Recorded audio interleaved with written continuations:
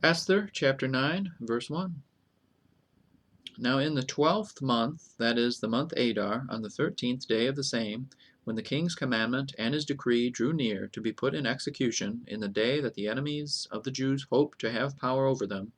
though it was turned to the contrary, that the Jews had rule over them that hated them, the Jews gathered themselves together in their cities throughout all the provinces of the king Ahasuerus to lay hand on such as sought their hurt, and no man could withstand them, for the fear of them fell upon all people.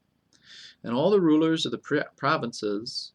and the lieutenants, and the deputies and officers of the king helped the Jews, because the fear of Mordecai fell upon them.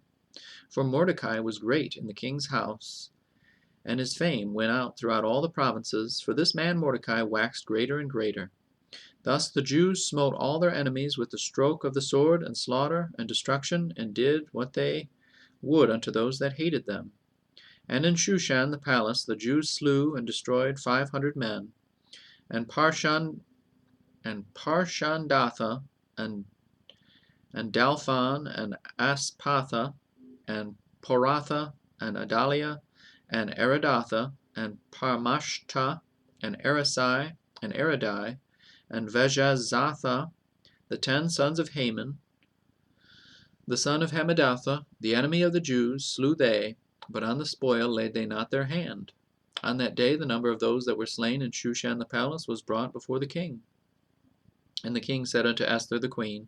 The Jews have slain and destroyed 500 men in Shushan the palace, and the 10 sons of Haman. What have they done in the rest of the king's provinces? Now what is thy petition, and it shall be granted thee? Or what is thy request further, and it shall be done? Then said Esther, If it please the king, let it be granted to the Jews which are in Shushan to do tomorrow also according unto this day's decree, and let Haman's 10 sons be hanged upon the gallows. And the king commanded it so to be done, and the decree was given at Shushan, and they hanged Haman's 10 sons. For the Jews that were in Shushan gathered themselves together on the 14th day also of the month Adar, and slew 300 men at Shushan, but on the prey they laid not their hand. But the other Jews that were in the king's provinces gathered themselves together, and stood for their lives, and had rest from their enemies, and slew of their foes 70 and 5,000, but they laid not their hands on the prey. On the 13th day of the month Adar, and on the 14th day of the same, rested they, and made it a day of feasting and gladness. But the Jews that were at Shushan assembled together on the 13th day thereof, and on the 14th thereof, and on the 15th day of the same, they rested, and made it a day of feasting and gladness. Therefore the Jews of the villages that dwelt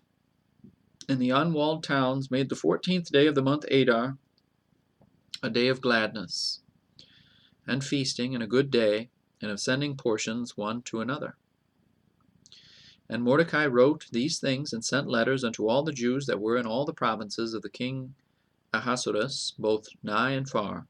to establish this among them, that they should keep the 14th day of the month Adar, and the 15th day of the same, yearly,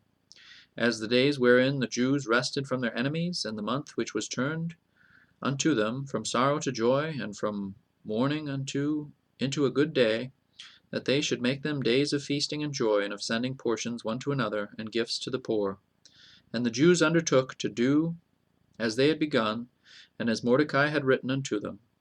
because Haman the son of Hammedatha, the Agagite, the enemy of all the Jews, had devised against the Jews to destroy them, and had cast pur, that is the lot, to consume them, and to destroy them.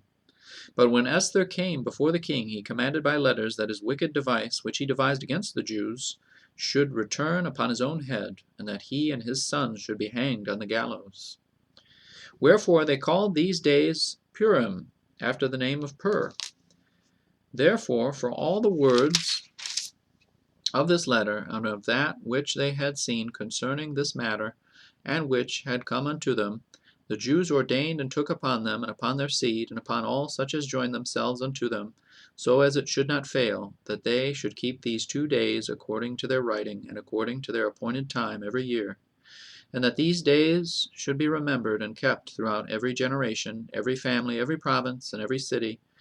and that these days of Purim should not fail from among the Jews, nor the memorial of them perish from their seed. Then Esther the queen, the daughter of Abihail, and Mordecai the Jew, wrote with all authority to confirm this second letter of Purim.